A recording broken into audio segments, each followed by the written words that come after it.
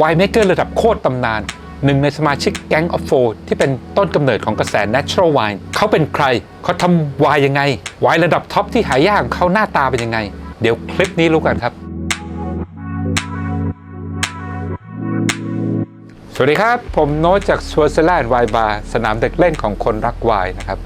ต่อเนื่องจากคลิปที่แล้วนะครับที่ผมพูดถึงเขตปลูกไวน์ที่กำลังมาแรงอย่างบูชูเล่นะครับเดี๋ยววันนี้ผมจะมาแนะนำหนึ่งในไวน์รี่ในดวงใจของผมจากเขตนี้กันนะครับซึ่งก็คือไวน์เมเกอร์ที่ชื่อชองโฟยาร์ดนั่นเองนะครับชองโฟยาร์ดเนี่ยจริงๆแล้วเขาเป็นถึงหนึ่งในสมาชิกของ Gang of Four นะครับซึ่ง Gang of Four เนี่ยเป็นเขาเรียกว่าเป็นตำนานนะครับซึ่งเป็นต้นกำเนิดนะครับของกระแส Natural Wine ที่กำลังมาแรงอยู่ในปัจจุบันนั่นเองจริงๆแล้วนะครับถ้าพูดถึง Natural Wine นะครับในมุมมองของตำนาน Winemaker อย่างชองโฟยาร์ดเนี่ยมันไม่ใช่การที่เราเอาทำไวน์แบบตามมีตามเกิดตามยถากรรมแล้วก็ปล่อยให้ธรรมชาติทำงานเองนะครับแต่จริงๆแล้วถ้าเราศึกษากันไปนะครับก็คือมันจะเป็นการที่เราเอาวิทยาศาสตร์นะครับมาช่วยในการเข้าใจกระบวนการที่เป็นธรรมชาติแล้วออกแบบการทำไวน์ที่มันใกล้ชิดกับธรรมชาติแล้วก็เป็นมิตรกับสิ่งแวดล้อมมากที่สุดชองโฟยาร์ดนะครับเขาเกิดมาในครอบครัวไวน์เลยนะครับซึ่งทำไวน์ในบูชูเล่เนี่ยมาตั้งแต่สมัยรุ่นปู่ของปู่นะครับในปีคศ1980นะครับเขากับภรรยาเขานะครับก็ได้มารับช่วงต่อไวน์รี่จากพ่อของเขาอีกทีหนึ่งนะครับโดยที่ก่อนหน้าที่เขาจะมารับช่วงต่อเนี่ยนะครับก็คือเป็นช่วงที่เรียกว่าโลกเนี่ยมันเพิ่งจะเสร็จสิ้นจากสงครามนะครับนึกถึงในยุคสมัย 1950-1960 นะครับก็คือสงครามโลกเพิ่งจบไปนะครับแล้วก็ยุคนั้นเนี่ยจะเป็นยุคที่เขาเรียกว่าอุตสาหกรรมนะครับแล้วก็พวกเคมีภัณฑ์พวกอะไรที่เป็นโรงงานเนี่ยมันกำลังเฟื่องฟูอย่างแรงมากนะครับทีนี้การเกษตรกรรมในยุคหลังสงครามช่วงนั้นเนี่ยก็คือจะเป็นยุคที่คนเนี่ยหันมาใช้สารเคมีกันเยอะมากไม่ว่าจะเป็นปุ๋ยเคมีนะครับไม่ว่าจะเป็นยาฆ่าแมลงยากำจัดศัตรูพืชต่างๆนานาหรือว่าจะเป็นพวกยีสต์สังเคราะห์สำหรับในอุตสาหกรรมไวน์เป็นต้นนะครับก็เลยจะมีการเอามาประยุกต์ใช้กันอย่างแพร่หลายแล้วก็มากมายทีนี้มาวันหนึ่งนะครับมีผู้ชายนะครับที่ชื่อว่าจูชูเว่นะครับซึ่งเขาเริ่มเห็นว่าเฮ้ยเนี่ยมันเริ่มมีอะไรผิดปกติเริ่มมีอะไรที่ไม่ถูกที่ถูกทางแล้วนะครับจูชูเว่เนี่ยเขาเป็นชาวฝรั่งเศสแล้วก็เป็นไวน์เมเกอร์นะครับแล้วก็เป็นนักเคมีที่เก่งมากนะครับโดยมีเพื่อนเนี่ยเป็นถึงฟิสิโอโลจิสต์ที่ได้รับรางวัลโนเบลเลยทีเดียวนะครับแล้วก็เขาเนี่ยนอกจากจะเป็นไวน์เมเกอร์เป็นนักเคมีแล้วเนี่ยเขายังเป็นไวน์เทสเตอร์หรือนักชิมไวน์ที่ได้รับการยอมรับอย่างแพร่หลายมากในช่วงนั้นนะครับและเขาก็ที่สำคัญก็คือเขาเป็นคนที่คลั่งไคล้ในไวน์มากๆในช่วงที่กำลังฝึกเทสไวน์เนี่ยเขาจะเดินทางไปเมืองกราสนะครับซึ่งเป็นเขาเรียกเมืองหลวงของน้ำหอมในฝรั่งเศสในยุคสมัยนั้นเลยก็คือมีชื่อเสียงมากๆนะครับเขาเดินไปทางไปที่เมืองกราสเนี่ยแล้วก็ใช้เวลานะครับอย่างน้อยปีละหนที่นั่นนะครับเพื่อที่จะฝึกฝนจมูกนะครับกับนักทำน้ำหอมที่มีชื่อเสียงชั้นนำในเมืองกราสนั่นเองและสาเหตุนะครับที่ทำให้จูชูเว่เนี่ยฝึกฝนนะครับอย่างหนักนะครับในการเป็นไวน์เทสเตอร์ที่ดีเนี่ยครับก็คือเพราะเขาอยากจะทำไวน์นะครับอยากจะศึกษากรรมวิธีการทำไวน์ที่สามารถทำไวน์ออกมาให้ได้รสชาติดีได้ที่สำคัญก็คือเขาเป็นนักวิทยาศาสตร์เป็นนักเคมีนะครับที่ไม่ได้พยายามจะเอาชนะธรรมชาตินะครับแต่เขาคอนเซ็ปต์ของเขาคือพยายามที่จะเข้าใจมันแล้วก็พยายามที่จะศึกษาแล้วก็เรียกว่าหาทางร่วมหาทางเดินร่วมไปกับธรรมชาตินะครับโดยการเอาวิทยาศาสตร์มาประยุกต์ใช้กับการทำไวน์โดยเพื่อให้กระบวนการทำไวน์เนี่ยเป็นธรรมชาติมากที่สุดโดยผลงานชิ้นโบแดงของจูชูเว่นะครับก็คือมี2ชิ้นด้วยกันนะครับเขาเป็นคนแรกนะครับที่ทดลองกระบวนการที่ไวน์เมเกอร์หรือใช้กันอย่างแพร่หลายที่เรียกว่า malolactic fermentation นะครับนอกจากนั้นนะครับเขาก็ยังเป็นคนแรกอีกเหมือนกันนะครับที่ทดลองการทำไวน์แบบ carbonic maceration นะครับซึ่งเป็นวิธีการที่ตอนนี้ก็คือใช้กันอย่างแพร่หลายในบูชูเล่นั่นเองอย่างที่บอกไปนะครับจูชูเว่เนี่ยเริ่มสังเกตเห็นแล้วว่ามันมีอะไรผิดปกติในการทำไวน์ในสมัยนั้นที่ใช้สารเคมีกันเยอะมากนะครับและเขาก็เรียกว่าเริ่มเป่าประกาศเริ่มสื่อสารความคิดของตัวเองออกไปนะครับจนในที่สุดเขาก็ได้ลูกศิษย์มานะครับเป็นไวน์เมเกอร์อีกท่านหนึ่งนะครับที่มีชื่อเสียงเหมือนกันก็คือมาเซล ลาพีแอร์นะครับซึ่งมาเซล ลาพีแอร์นะครับก็เป็นหนึ่งในสมาชิก Gang of Four เหมือนกันนะครับและ จริงๆแล้วเนี่ยมาเซลและพีแอร์เนี่ยเขาเป็นเพื่อนปาร์ตี้กันนะครับกับชองโฟยาร์ดในสมัยนั้นนะครับก็เรียกว่าตอนนั้นยังเป็นวัยรุ่นกันอยู่ยังมีไฟแรงแล้วก็อยากจะลองอะไรใหม่ๆกันอยู่นะครับจนวันหนึ่งเนี่ยมาเซลและพีแอร์เนี่ยก็มาเจอกับชองโฟยาร์ดนะครับแล้วเขาก็มานั่งคุยแล้วก็เล่าเรื่องเขาเรียกว่าอะไรปรัชญาของชูเว่ให้กับชองโฟยาร์ดฟังนะครับชองโฟยาร์ดพอได้ฟังเนี่ยก็เกิดเขาเรียกว่าฮาเลลูยานะครับก็เกิดคิดขึ้นมาได้ว่าเฮ้ยจริงๆแล้วเนี่ยก็มีความรู้สึกอย่างนี้ในใจมาตั้งนานแล้วว่าไอ้ไวน์สมัยที่ปู่เราทำตั้งแต่ปู่ของปู่เราทำเนี่ยเมื่อมาเทียบกับไวน์ที่เรากินในสมัยนี้เฮ้ยมันต่างกันเยอะมากเพราะในสมัยนั้นเนี่ยคือเรากินไวน์จากรุ่นเก่าๆเนี่ยแล้วก็อาหารดีๆเนี่ยพอกินเสร็จปุ๊บเรารู้สึกว่าเราโอเคเราแฮปปี้เราเฟรชแล้วก็ตื่นขึ้นมาเนี่ยเราก็ไม่แห้งเราไม่เขาเรียกว่าอะไรเรายังสดชื่นแล้วก็สามารถทำงานในวันต่อไปได้เลยทันทีซึ่งต่างกับไวน์ที่เขากินหลังๆนะครับก็คือเป็นไวน์ที่แบบเรียกว่ารู้สึกว่ามันมีสารเคมีมีอะไรที่มาทำร้ายร่างกายเยอะมากหลังจากนั้นนะครับมาเซลและพีแอร์นะครับแล้วก็ชองโฟยาร์ดเนี่ยก็ได้ไปชวนเพื่อนอีก2คนก็คือกีเบตทองนะครับกับชองโพเทเวเน่นะครับแล้วก็ร่วมกันเขาเรียกว่าช่วยกันนะครับคิดค้นวิธีการทำไวน์ใหม่ๆก็คือวิธีการทำไวน์ที่เรียกว่าเป็นธรรมชาติมากที่สุดนะครับจนในที่สุดก็คือเขาก็เริ่มมีชื่อเสียงจนเคอร์มิตลินช์นะครับก็คือเป็นไวน์อิมพอร์เตอร์ของอเมริกาที่มีชื่อเสียงมากๆในสมัยนั้นนะครับได้ให้สมญานามของแก๊งของไวน์เมเกอร์4คนนี้ว่าเป็นแก๊งออฟโฟและ4คนนี้ก็คือเป็นผู้ที่เรียกว่าจุดกระแสแล้วก็ปลุกกระแส Natural Wine มาตั้งแต่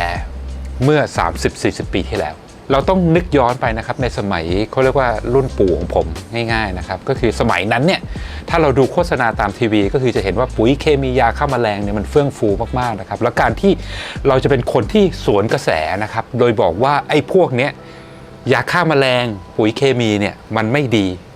ต่อดินต่อวายเนี่ยมันเป็นอะไรที่ทุกคนคือหันมาหัวเราะเยาะมากๆว่าเฮ้ยโลกมันไปถึงไหนแล้วนะครับทำไมอยู่ดีๆมาย้อนยุคอะไรอย่างนี้นะครับซึ่งมันไม่เหมือนกับโลกยุคปัจจุบันที่เขาเรียกว่ากระแสรักธรรมชาติหรือกระแสเรียกว่าไวน์พวก natural wine หรือ product ที่มันแบบใกล้เคียงใกล้ชิดธรรมชาติเนี่ยมันติดแล้วนะครับแล้วตอนนี้มันง่ายมากแต่สมัยก่อนเนี่ยก็คือมันเป็นอะไรที่ว่ายทวนกระแสมากๆนะครับแต่ว่าเขาก็ยังมั่นคงในคอนเซปต์ในปรัชญาของเขานะครับจนในที่สุดก็คือคนรอบข้างเนี่ยเริ่มมาเห็นว่าเฮ้ยทำไมไวน์ที่เขาทำออกมานะครับคนชิมแล้วชอบนะครับแล้วก็ในที่สุดก็คือตลาดนะครับหรือคนรักไวน์เนี่ยก็ให้การยอมรับนะครับแล้วไวน์ก็สามารถขายได้นะครับในราคาที่สูงกว่าไวน์บูเชเล่ในตลาดทั่วไปทีนี้นะครับปรัชญาในการทำไวน์แบบ natural wine ของแก๊งอัลโฟเนี่ยมันคืออะไรบ้างนะครับง่ายๆเลยคือเขากลับไปที่เบสิกนะครับก็คือมันจะเป็นการทำไวน์ที่ใกล้ชิดแล้วก็เป็นมิตรกับธรรมชาติมากที่สุดนะครับโดยการใช้สารเคมีให้น้อยที่สุดนะครับโดย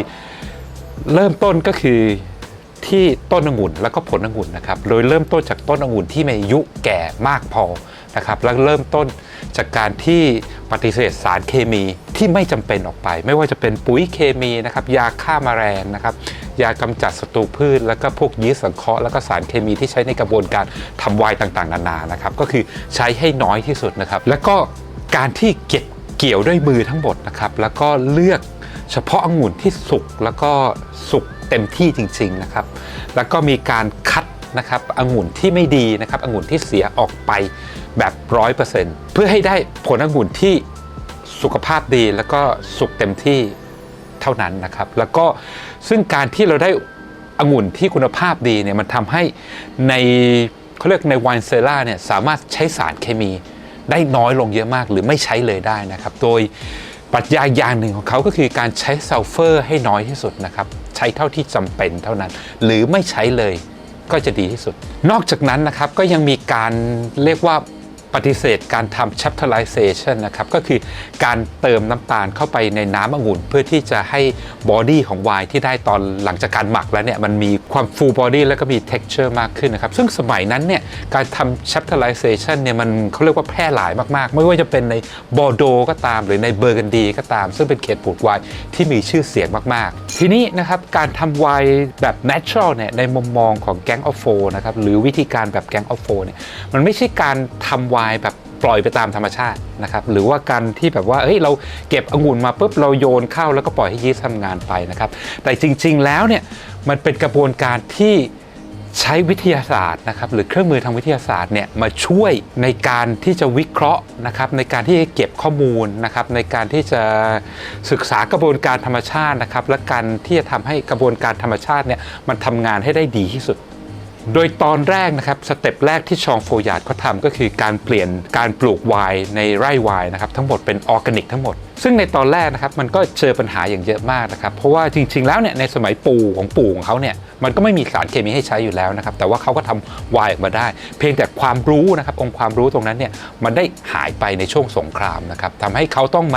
กลับมาลองผิดลองถูกใหม่อีกครั้งหนึ่งอย่างที่บอกไปนะครับการลองผิดลองถูกของแก๊งออฟโฟหรือชองโฟยาร์ดเนี่ยมันมีเครื่องมือทางวิทยาศาสตร์เข้ามาช่วยไม่ว่าจะเป็นกล้องจุลทรรศน์นะครับหรือการทดสอบทางเคมีนะครับทางจุลวิทยาซึ่งมันก้าวหน้าขึ้นมากในสมัยเขาโดยชองโฟยาร์ดนะครับแล้วก็เพื่อนแล้วก็แก๊งของเขาเนี่ยได้มีการร่วมกันจัดตั้ง lab นะครับเพื่อที่จะสามารถวิเคราะห์นะครับอะไรก็ได้ที่เกี่ยวข้องกับการทำไวน์ได้โดยทันท่วงทีนะครับซึ่งตรงนี้เนี่ยมันสามารถให้เขาใช้องค์ความรู้ตรงนี้มาวิเคราะห์สิ่งต่างๆที่มันเกิดขึ้นในกระบวนการหมักก็ตามหรือว่าการทำไวน์ในขั้นตอนต่างๆก็ตามแล้วก็สามารถที่จะควบคุมนะครับให้กระบวนการเหล่านี้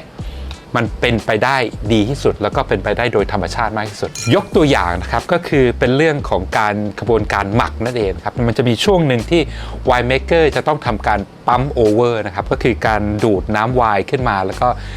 ฉีดน้ำไวน์เข้าไปบนแคปของไวน์ที่กำลังหมักอยู่ซึ่งตรงนี้ปกติถ้าเป็นไวน์เนอรี่อื่นๆนะครับเขาก็จะใช้ปั๊มนะครับแล้วก็ปั๊มไวน์ขึ้นไปเลยนะครับแต่ว่าชองโฟยาร์ดเนี่ยเขามีการเก็บตัวอย่างมาทดสอบแล้วก็พบว่าไอ้น้ำไวน์ที่ถูกปั๊มขึ้นไปโดยผ่านเครื่องปั๊มเนี่ยประชากรยีสต์ที่อยู่ในน้ำไวน์เนี่ยมันล้มหายตายจากไปเยอะมากนะครับเขาก็เลยคิดวิธีการใหม่ขึ้นมาก็คือการที่เอาน้ำไวน์เนี่ยถ่ายลงในถังที่เล็กลงกว่านะครับและใช้รถโฟล์คลิฟต์เนี่ยยกขึ้นไปนะครับแล้วก็เอาน้ำไวน์เนี่ยให้มันฉีดลงมาโดยแรงโน้มถ่วงลงมาบนแคปของไวน์ที่กำลังหมักอยู่อีกทีซึ่งวิธีการนี้ปรากฏว่าพอดูใน lab แล้วยีสต์เนี่ยยังสุขภาพดียังเต้นแรงเต้นกาได้อยู่เลยครับนอกไปจากเรื่องการปั๊มโอเวอร์นะครับชองโฟยาร์ดเนี่ยก็คือมีมุมมองที่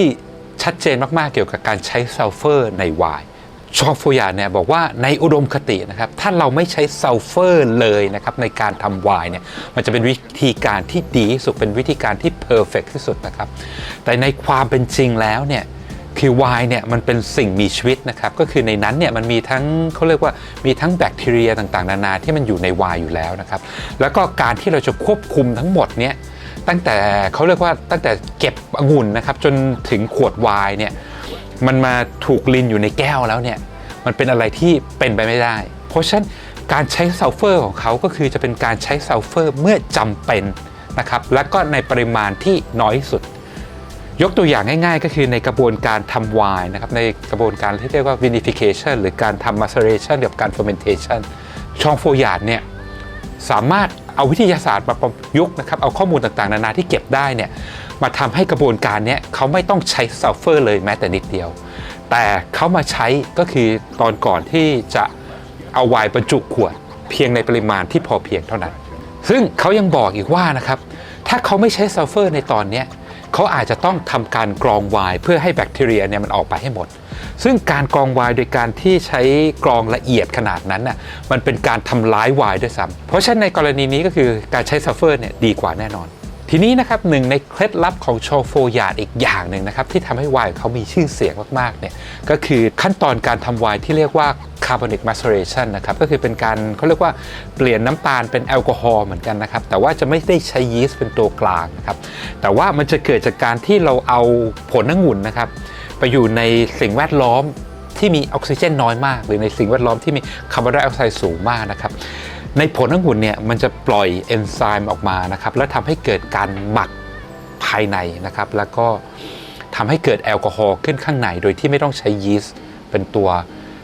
เร่งเลยนะครับซึ่งกระบวนการนี้จะทำให้มีแอลกอฮอล์เกิดได้ถึงประมาณ 2% นะครับจนกว่าผลองุ่นจะแตกออกนะครับและวิธีการนี้ก็คือเป็นวิธีการที่มันจะทำให้ได้ไวน์ที่ออก กลิ่นผลไม้นะครับออกฟรุตตี้แล้วก็สดชื่นแล้วก็หอมกว่าแล้วก็มีแทนนินที่นุ่มนวลกว่ากระบวนการหมักโดยใช้ยีสต์โดยทั่วไปแล้วก็ปรากฏว่าวิธีการทำ Carbonic Maceration นะครับเป็นวิธีการที่เกิดมาเพื่อองุ่นกาเมโดยเฉพาะเพราะองุ่นกาเมเนี่ยมันเป็นองุ่นที่เรียกว่าเบานะครับออกฟรุตตี้แล้วก็เปลือกไม่ได้หนามากนะครับแล้วก็ไม่ได้เด่นที่เรื่องแทนนินนะครับเป็นเด่นที่เรื่องผลไม้แล้วก็กลิ่นอโรมาที่หอมมากๆเคล็ดลับนะครับของชองโฟยาร์ดก็คือปกติเนี่ยการทำ Carbonic Maceration ของ Winemaker ทั่วไปหรือ Winery อื่นๆนะครับเขาจะใช้เวลาเพียงเขาเรียกว่าไม่กี่วันเท่านั้นหรือไม่ถึงอาทิตย์นะครับแต่ว่าชองโฟยาร์ดเนี่ยเขาทำ Carbonic Maceration นะครับเป็นเวลายาวนานมากๆนะครับบางครั้งเนี่ยนานไปถึงเป็นเดือนเลยก็มีนะครับก็คือ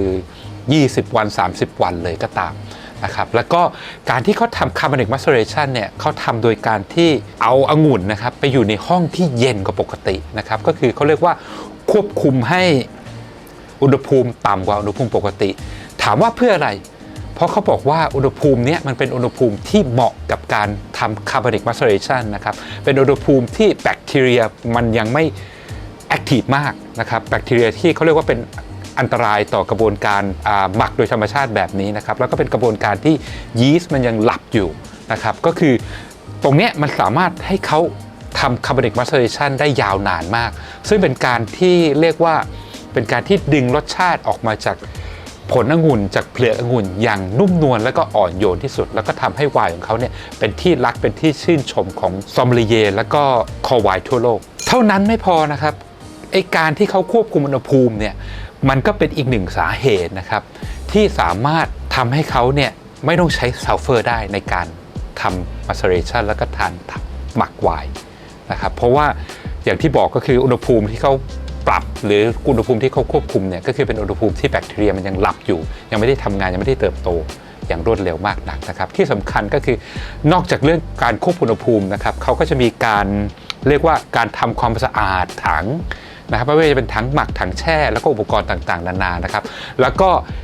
มีการเขาเรียกว่ามีการทดสอบมีการดึงตัวอย่างมาตลอดเวลาว่าแบคทีเรีย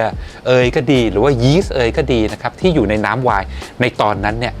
มันเป็นยังไงบ้างมันแอคทีฟมันค่ามันเกินหรือว่าอะไรยังไงนะครับตัดกลับมานะครับที่ Natural Wine ที่กำลังเป็นกระแสในปัจจุบันนะครับหลายๆขวดนะครับก็คือคนที่ทำไวน์เมเกอร์เองเนี่ยเป็นคนที่เพิ่งเริ่มทำไวน์นะครับแล้วก็กระบวนการทำไวน์ของเขาก็คืออย่างที่บอกพอนึกถึง Natural ปุ๊บก็คือปล่อยให้ทุกอย่างเป็นตามธรรมชาติมากที่สุดนะครับไม่มีการใช้สารเคมีโอเคไม่มีการใช้ซัลเฟอร์โอเคแต่ถามว่าเขามีการควบคุมมีการดูแลหรือเปล่าว่ายีสต์ว่าแบคทีเรียว่ากระบวนการทางธรรมชาติเหล่านั้นที่กำลังเกิดขึ้นตอนนั้นเนี่ยมันถูกต้องหรือเปล่าหรือว่าแบคทีเรียมันเติบโตจนไวน์เสียเรียบร้อยแล้วซึ่งนะครับถ้าใครมีโอกาสนะครับได้ลองดื่มนะครับไวน์ของชองโฟยาร์ดเนี่ยจะเห็นได้ชัดเจนเลยมากเลยว่าไวน์ของชองโฟยาร์ดเนี่ยเป็นไวน์ที่เวลเมดมากๆแล้วก็เป็นไวน์ที่กลิ่นหอมมากๆนะครับเป็นไวน์ที่เขาเรียกว่าหากลิ่นที่เป็นฟอลตี้ของไวน์ไม่เจอเลยแม้แต่นิดเดียวนะครับแล้วก็เป็นไวน์ที่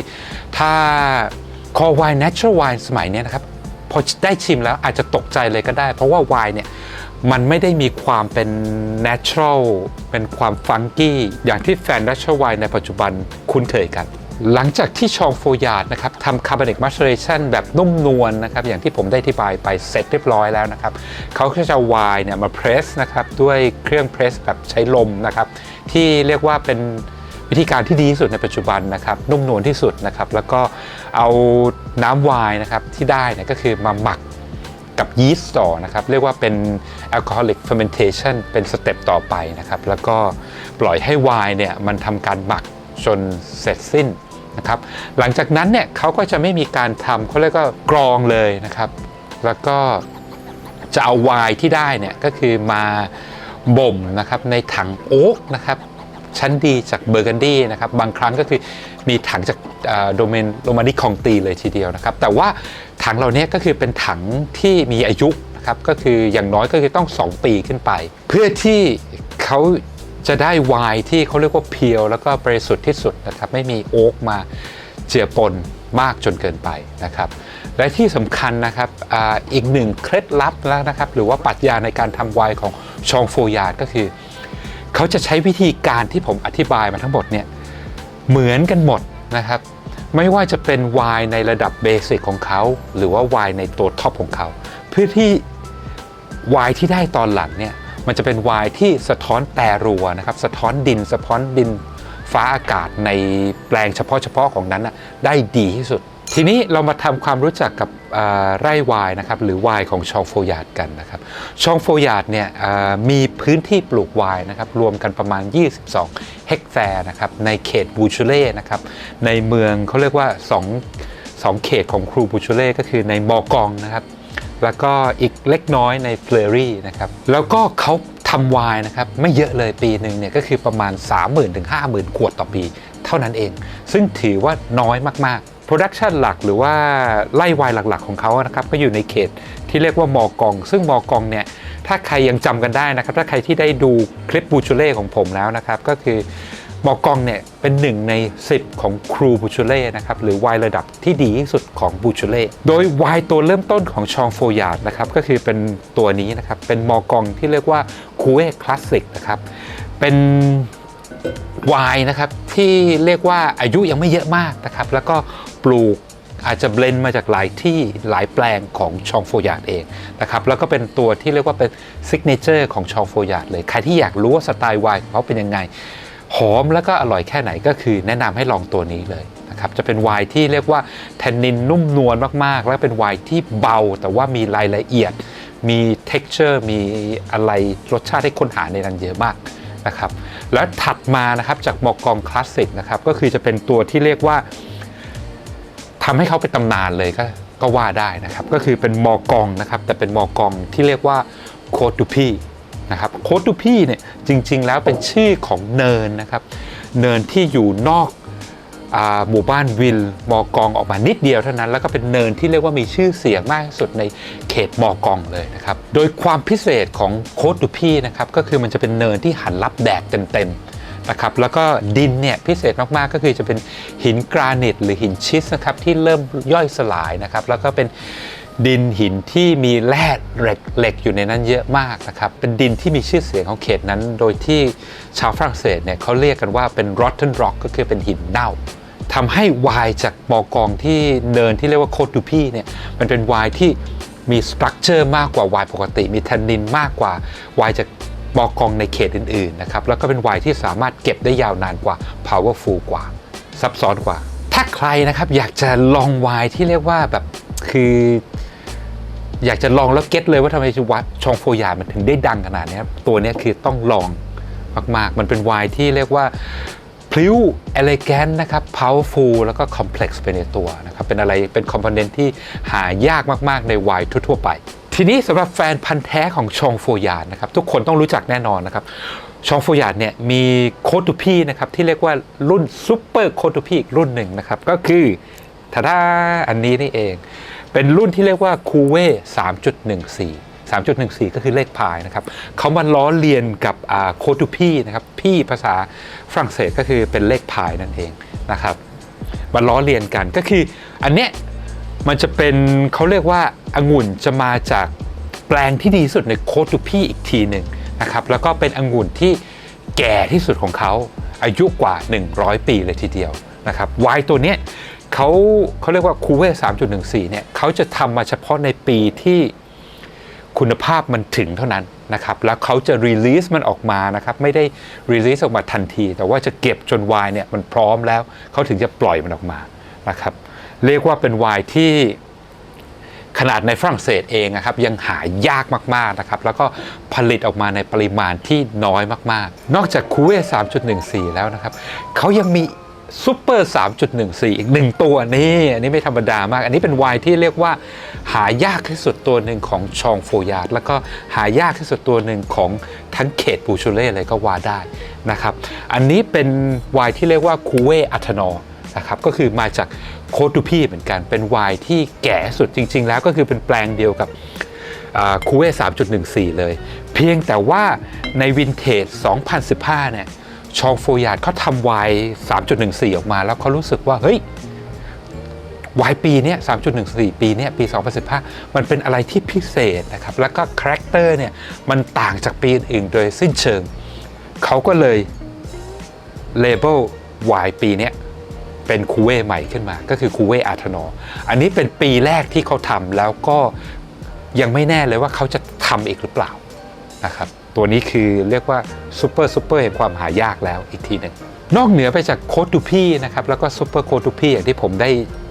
เล่าให้ฟังแล้วนะครับโฟยาร์ดเนี่ยเขายังทำมอกองอีก2คูเว่นะครับคูเว่แรกก็คือเลอชามอิโพนีมนะครับเลอชามเนี่ยเป็นเขตย่อยในมอกองอีกทีหนึ่งซึ่งเป็นเขตที่เรียกว่าสูงที่สุดในมอกองนะครับก็คืออากาศหนาวเย็นที่สุดแล้วไวน์จากเลอชามเนี่ยมันจะเป็นไวน์ที่ออกผลไม้แดงมากกว่านะครับแล้วออกเป็นแนวเอเลแกนแล้วก็หอมมากกว่ามอกองโคตูพี่นะครับคือเรียกง่ายๆคือจะพลิ้วมากกว่าตัวมอกองโคตูพี่อีกทีหนึ่งนะครับ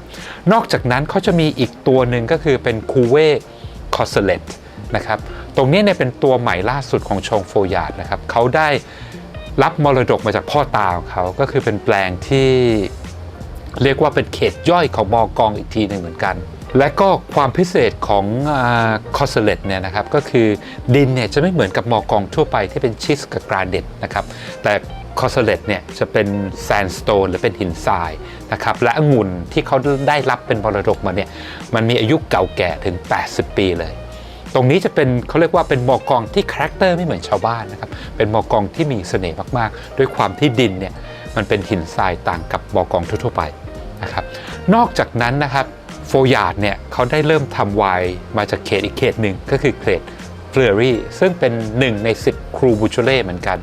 ที่มีฉายาว่าเป็น Queen of Beaujolais นะครับตรงนี้เป็นอะไรที่เรียกว่าคนอาจจะคิดว่าเฮ้ยชองโฟยาร์ดเนี่ยทำได้แต่มอกองแต่ว่า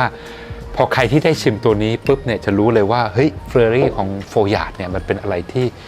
มีเป็นเอกลักษณ์แล้วก็มีคาแรคเตอร์แล้วก็หอมแล้วก็พลิ้วแล้วก็ผู้ดีเฟมินีนสุดๆไปเลยและนี่นะครับก็คือเรื่องราวของชองโฟยาร์ดนะครับวิธีการทำไวน์แบบ natural wine ของเขาแล้วก็ไวน์ของเขานะครับก็ถ้าใครมีโอกาสนะครับไปหาลองชิมดูนะครับเพราะนี่คืออย่างที่บอกคือเป็นหนึ่งในเขาเรียกว่าไวน์เมเกอร์ระดับตำนานระดับไอคอนิกของบูชูเล่เองก็ดีหรือว่าของทางฝรั่งเศสเลยก็ตามนะครับซึ่งนอกเหนือไปจากชองโฟยาร์ดนะครับก็ยังมีอย่างที่บอกก็คือสมาชิกอื่นๆของแก๊งอัลโฟไม่ว่าจะเป็นมาเซลลาพีแอร์กีเปทองจองโพเทเวเน่นะครับอื่นๆแล้วก็โปรดิวเซอร์อื่นๆในบูชูเล่ที่ทำไวน์ออกมาดีมากๆอีกเยอะแยะเต็มไปหมดนะครับก็อย่างที่บอกนะครับโลกของไวน์นะครับไม่ได้มีแค่บอร์โดหรือเบอร์กันดี้นะครับแต่ยังมีบูชูเล่อีกหนึ่งที่ทุกคนต้องไปลองแล้วพบกันคลิปหน้าครับสวัสดีครับ